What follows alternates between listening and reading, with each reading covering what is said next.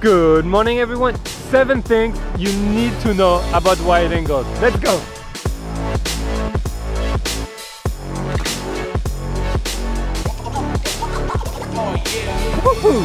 Alright guys, good morning. I hope you're having an amazing day.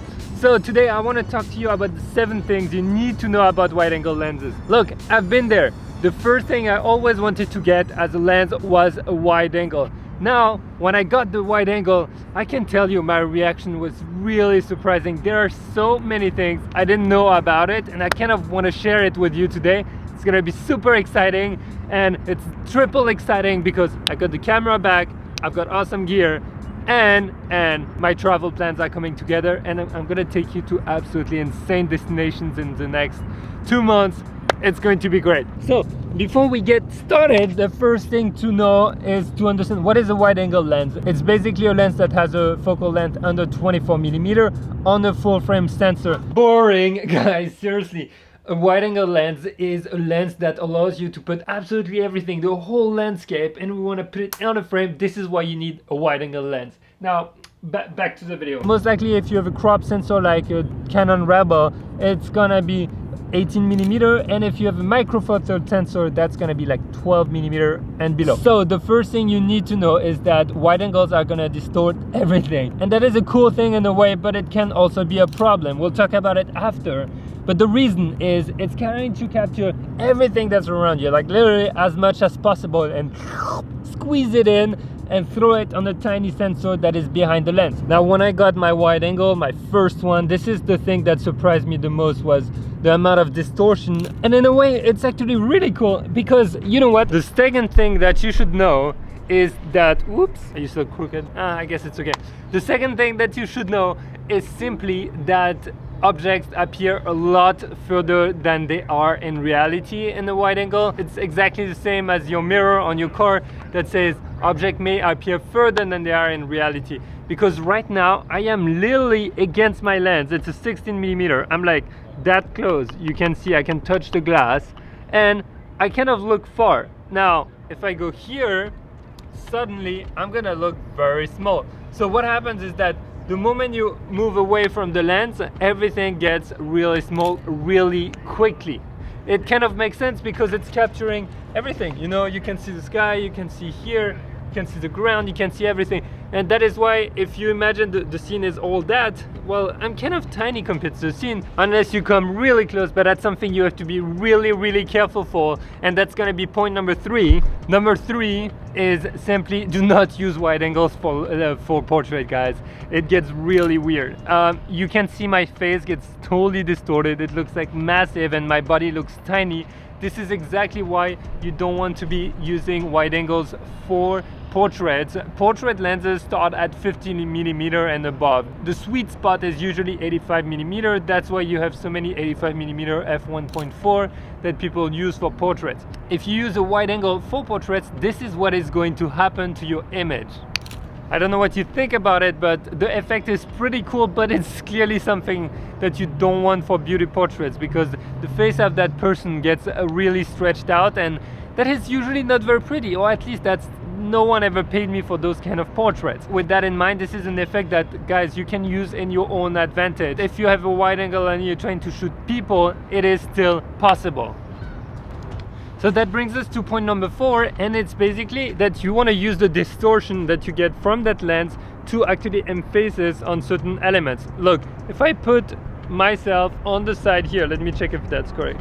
If I put myself on the side, my face is gonna look extra long versus if I'm in the middle. It's kind of weird in a way, but it can work in your advantage. So for example, if you're taking a portrait of that person, one sec, and you go like that, the whole bottom part of the body is gonna look tiny and the top part is gonna look bigger. So you could actually pretend that you have bigger boobs if you're a girl, or if you have bigger chest because you're more muscular as a man. Now if I do the contrary and I put the camera here, what happens, guys, you guessed it, I have a bigger butt, and I have also way longer legs if I put it all the way at the bottom.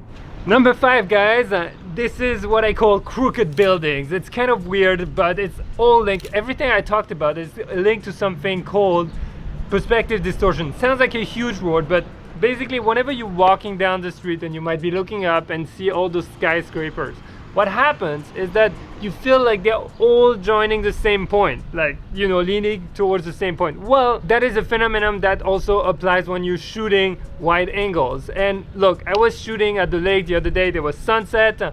What happened after I realized that my buildings on each side of the frame were actually crooked. Now, the reason behind it was because my horizon was not centered with the frame. So I had the buildings on the side that were slanted.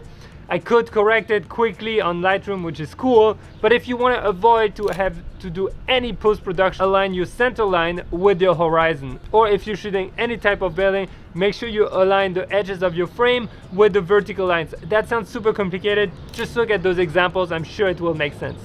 Alright, by now you might be wondering why you should ever get a wide-angle lens with all this distortion problem. Well, as we mentioned at the beginning, it's to be able to capture as much as possible into your frame. So a landscape photographer love wide-angle lenses. You're really able to capture the whole mountain with the lake and all that. Now it comes with a drawback is that everything looks far and tiny. So one thing that you can do is use foreground elements as subjects. So for example, if you're shooting the river, you might be using a pole, a rock, something that is sitting in the foreground. It really goes back to understanding what your subject is and really emphasizing it. And when you're shooting landscape, it's nice to have a subject. You don't always have a person you can shoot, but you can use an element in your foreground, like a tree or a rock. All right, the last thing that you want to know, and I was really surprised when I got my first lens, and mainly when I got the 1635 2.8. I mean, I knew about it, but it always surprises me every time I do it. So, what is it? It's very simple. Your depth of field changes drastically with your lens, and which means your bokeh too. I thought with the f2.8 60mm, I would have a beautiful shallow depth of field and bokeh. The reality is totally different from that. Your depth of field is actually linked to the distance you are from your sensor.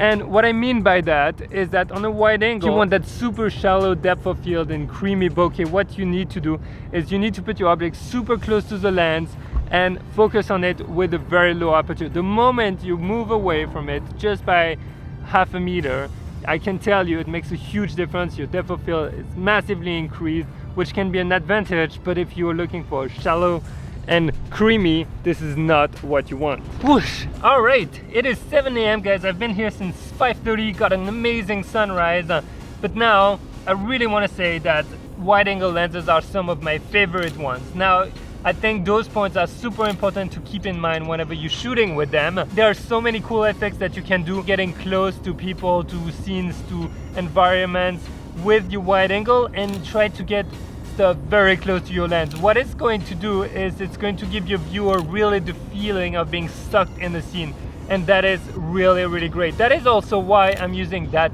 wide angle to shoot my videos. If you're bored with me speaking, you can always look around, and it gives you a better sense of place versus this, where it's just my face and everything is blurred out in the background.